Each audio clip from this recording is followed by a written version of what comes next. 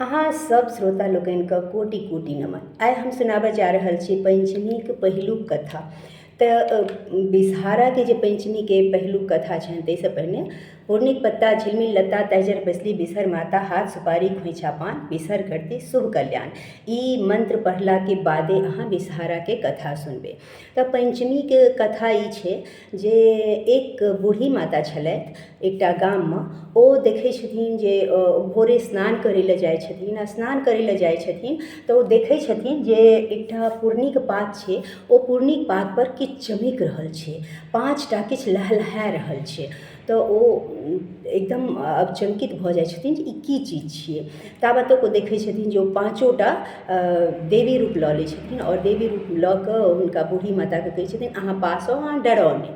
आओर बूढ़ी माता जहन पास आबै छथिन तऽ हुनका कहै छथिन कि सुनू, काल्हि मैना पंचमी छियै और अहाँ अपना गाममे सबके कहि दियौन जे मैना पंचमीके दिन 5 झोंक यानी कि 5 पथिया माटि अनती आ 5 पथिया माटि आनिकऽ ओकर थुम्हा बनेती, ओहिपर दूबिके खोसि देथिन। घरमे जे छै सब अपना अपना दुआरिपर अपना मुखमे साँपके चिन्ह बनेती, ओहिमे सिन्दूर पिठार लगेती, काजर लगेती आ खीर घोरजौर रहती, अपना बाल बच्चाके खुएती, अपनो खुएती। भगवतीके सेहो नीमक पात आ नेबो देथिन और वएह प्रसाद रूपमे खुद ग्रहण करता, खीर घोरजौर खेता और सभक कल्याण हेतनि। बूढ़ी माता एली, सबके ई बात कहलखिन। गामक किछु लोकके तऽ विश्वास भेलनि, लेकिन किछु लोक कहलखिन हे बुढ़िया किछो बजै छै, बुढ़िया झूठे बजै छै।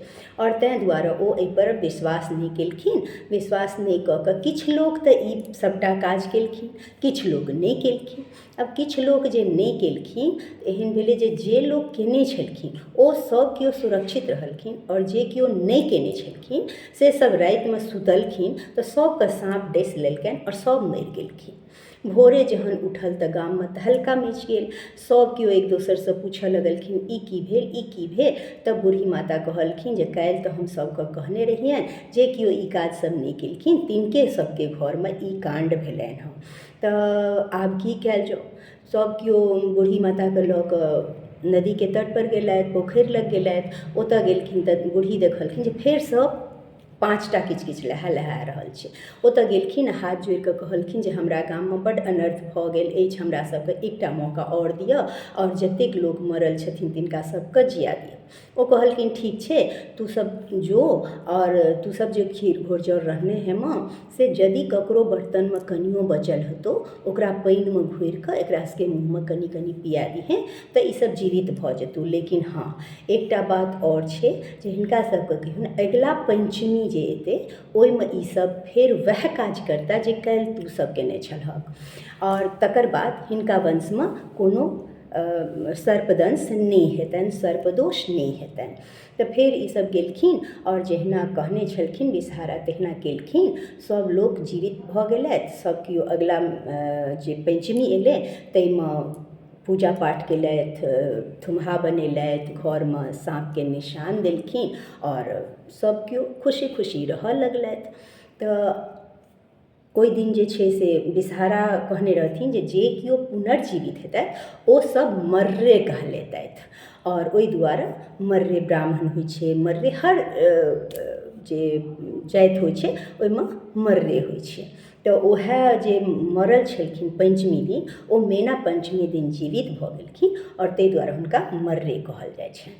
और अहिना कहल जाइए कि बिहुला एकटा छलखिन स्त्री, एकटा राजा छलखिन। ओहि राजाके एक दिन मनसा देवी कहलखिन जे हम, चूँकि मनसा देवी शंकर भगवानके पुत्री छलखिन तऽ हुनका बहुत इच्छा छलनि जे हमर लोक पूजा करय, लेकिन गौरी दाइ हुनका बिल्कुल पसन्द नहि करै छलखिन। गौरी हुनकर माँ तऽ छलखिन लेकिन हुनका पसन्द नहि करै छलखिन।